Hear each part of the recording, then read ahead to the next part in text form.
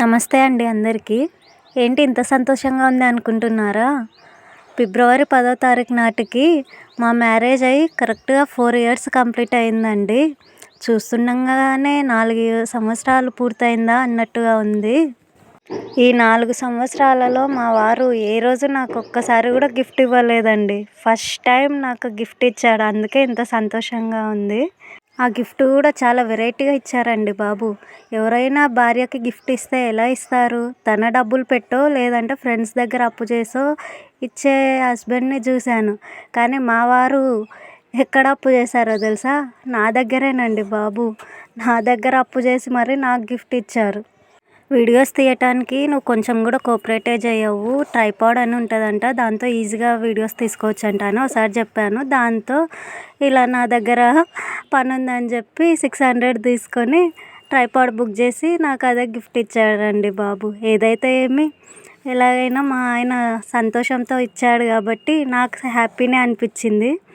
తర్వాత వచ్చేసి మేము అలంపూర్ జోగులాంబ టెంపుల్కి వెళ్ళామండి.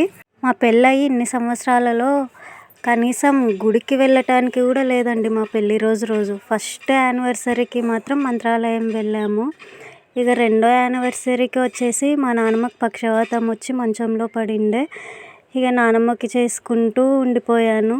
ఇక థర్డ్ యానివర్సరీకి పాప పుట్టిండే, అటు పాపకి చూసుకుంటూ మా తాతకి కొంచెం సీరియస్ అయ్యి హాస్పిటల్లో ఉండే, అటు తాతకి చేసుకుంటూ పాపని చూసుకుంటూ కనీసం మా మ్యారేజ్ డే అన్న విషయం కూడా గుర్తులేనంతగా ఉండే అండి థర్డ్ యానివర్సరీకి. మళ్ళీ ఇన్నాళ్ళకి ఫోర్త్ యానివర్సరీకి ఇద్దరం కలిసి బయటకు వచ్చామన్నమాట. సంవత్సరం మొత్తం ఎన్ని ఇబ్బందులు ఉన్నా సరే కానీ పెళ్లి రోజు మాత్రం ఇలా టెంపుల్కో ఎక్కడికన్నా కలిసి వెళ్ళి టైం స్పెండ్ చేయాలి అంటే నాకు చాలా ఇష్టం ఉంటుంది. నాకనే కాదు, ఏ ఆడపిల్లకైనా తన భర్తతో టైం స్పెండ్ చేయాలని ఏ ఆడపిల్లకు ఉండదు చెప్పండి. నానమ్మ తాతని చూసుకోవడంలోనే సగం సమయం సరిపోతుంది. నా భర్తతో నేను హ్యాపీగా ఉండటానికి కూడా లేని జీవితం ఎందుకురా బాబు నాకు అని కూడా అనిపించిన రోజులున్నాయి. కానీ మళ్ళీ అనిపిస్తూ ఉంటుంది, అసలు ఈ నా జీవితం ఉండటానికి కారణమే నానమ్మ తాత కదండి. వాళ్ళే లేకపోతే నాకు అసలు ఈ జీవితమే ఉండేది కాదేమో. ఎంతమందికి వస్తుంది తల్లిదండ్రి రుణం తీర్చుకునే అవకాశం, కానీ నాకు ఈ జన్మలోనే మా నాన్నమ్మ తాత రుణం తీర్చుకునే అవకాశం వచ్చింది అని మళ్ళీ నాకు నేనే సర్ది చెప్పుకుంటానన్నమాట. ఏ మాటకు ఆ మాట చెప్పుకోవాలి. మా ఆయన విషయంలో మాత్రం నేను అదృష్టవంతురాలినేనండి. ఎప్పుడూ నానమ్మ తాత అనుకుంటూనే ఉంటావు, నన్ను అసలు పట్టించుకోవు అని ఏ రోజు నన్ను ఇబ్బంది పెట్టలేదండి.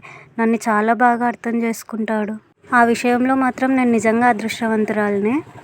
ఇక వచ్చేసి పెళ్లి రోజు కాబట్టి గులాబ్ జామ్ చేసి నానమ్మ తాత దగ్గరికి వెళ్ళి వాళ్ళ ఆశీర్వాదం తీసుకొని తర్వాత మా అమ్మ నాన్నకి ఫొటోస్కి దండం పెట్టుకున్నానండి. నేను కాళ్ళు మొక్కుతున్నాను అని చెప్పి మా పాప కూడా నానమ్మ తాతకి కాళ్ళు మొక్కింది. నేను మా ఆయన కలిసి తీసుకున్నాము. కాకపోతే వీడియో మా ఆయన తీస్తున్నాడు కాబట్టి ఫస్ట్ నేను దండం పెట్టుకున్నాక మా ఆయన తర్వాత పెట్టుకున్నాడు అనమాట.